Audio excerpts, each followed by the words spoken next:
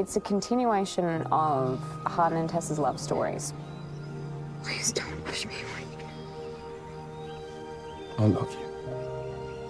The main story of the fourth film is kind of a familial secrets story that unfolds. Want a drink? No. Tess, you're not the one who just found out his entire life was a lie, so either have a drink with me or go. Hardin's found out that his dad's not his biological dad, and he's struggling with processing that and you know, feeling betrayed. And the psychological consequences that has on him and on his relationship with Tessa. Things have just escalated beyond crazy. This is bullshit, Hardin. This isn't us. Us? What? Us, Tess? There is no us. You don't belong here. You shouldn't be here. You don't fit in here. So just go. This is a continuation of the journey of Hardin and Tessa, who are pretty undoubtedly soulmates, but as we know in life, it's quite difficult to make things work, even if they are meant to be.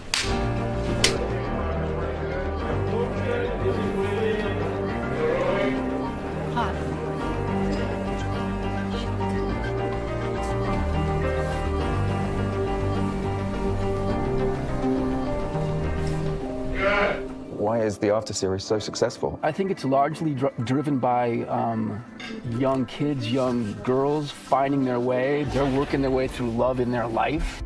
It makes sense why it's connected as a movie and as the books, you know, as it's such a global phenomenon. It kind of speaks to experiences that everyone can relate to. It speaks to love, it speaks to insecurity, it speaks to discovering yourself. Everybody loves love, and I think everyone can relate to toxic love. I actually was in a relationship when I was younger that reminds me a little bit of Tessa and Hardin's relationship, and I don't think I'm the only person who's experienced that before. Is a sort of fantasy idea of what life can be, but it's not without its difficulties. Romance isn't necessarily always beautiful, and that's what the books are. And I think that's what people love so much about the books. It's a relationship story. And who doesn't love a relationship story? I don't know if I've ever been a part of something that was quite as popular as this series, and it's really cool.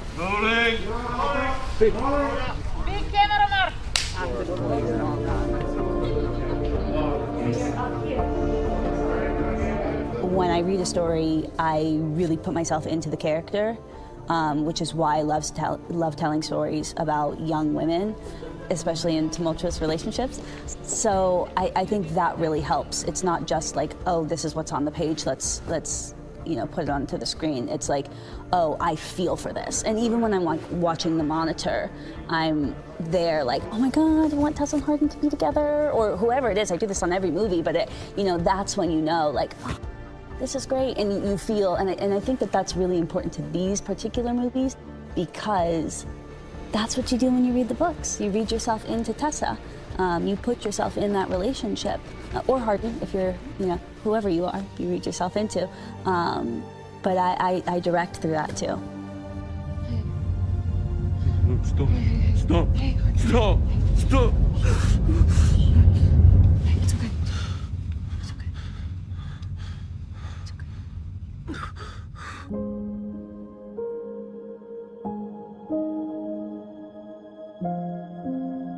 Tessa, at the beginning of the first movie, is a girl. Throughout the course of these movies and through this relationship, she just changes into not a completely different person, but she goes from being a young girl with a certain career in mind to an adult at the end of the fourth movie. Well, that was something that was really nice about this, getting the opportunity to play over the course of 2 years and over 4 films, one girl, just at very different points of her life.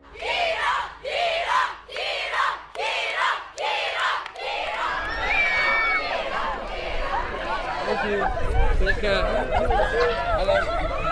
A huge thank you to fans who allowed this to all be possible, and again, have like changed my life. I will be forever grateful for that. And then Joe, massively.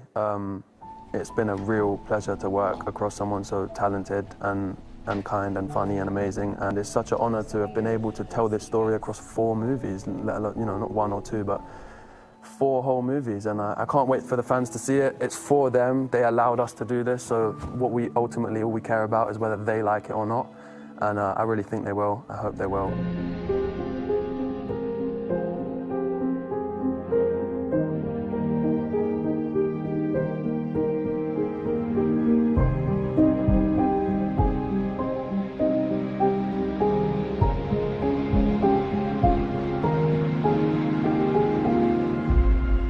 That is the kind of story After is.